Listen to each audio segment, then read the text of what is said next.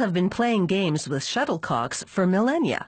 In the mid-19th century, the British codified a game they called badminton, in which players hit a shuttlecock back and forth over a net.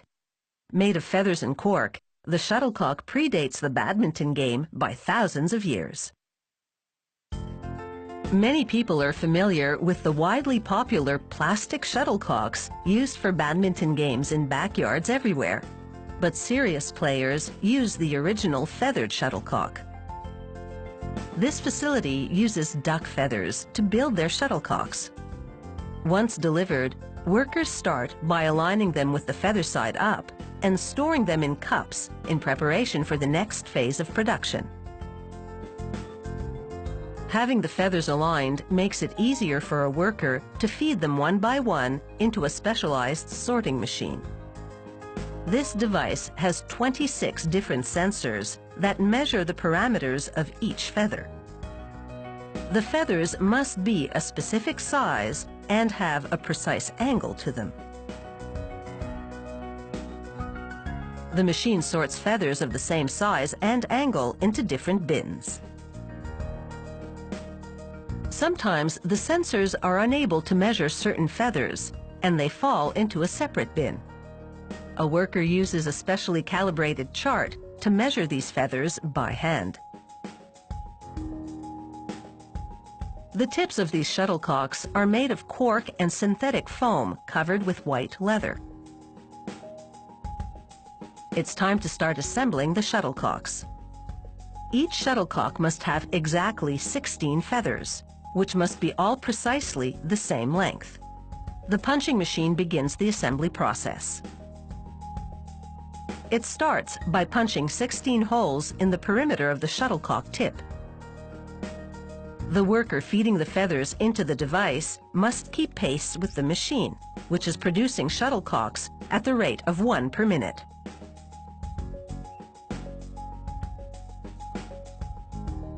A worker uses flat-nose pliers to carefully adjust the angle of each feather.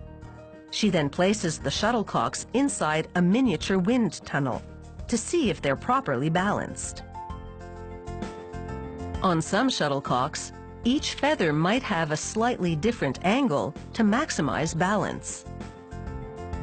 Once the angle of the feathers has been adjusted, they're transferred to a machine engineered to apply a bead of glue around the interior perimeter of the shuttlecock tip.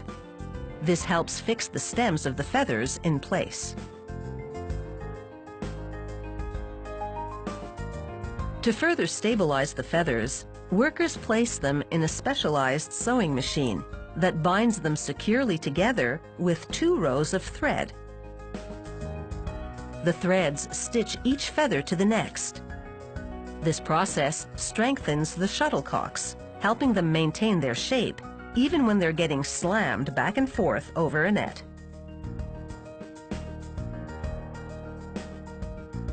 When the machine has finished stitching a shuttlecock, a worker ties off the thread to keep it from unraveling and cuts off the excess.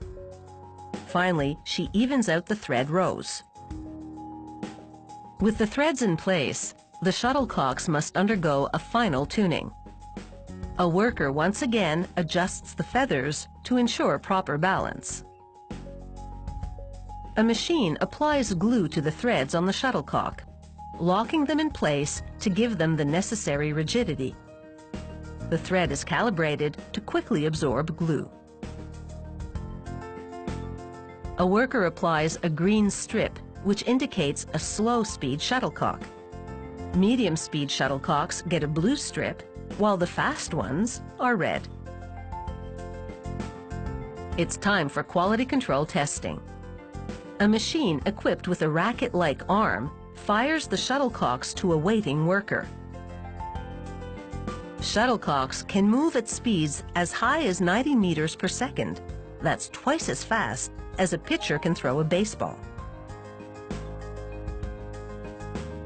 Once the shuttlecocks have passed the quality control test, a worker inserts 12 at a time into long cardboard tubes, similar to those used to hold tennis balls. With its 16 feathers, It's no wonder the shuttlecock is also known as a birdie. These high-quality products are ready to fly.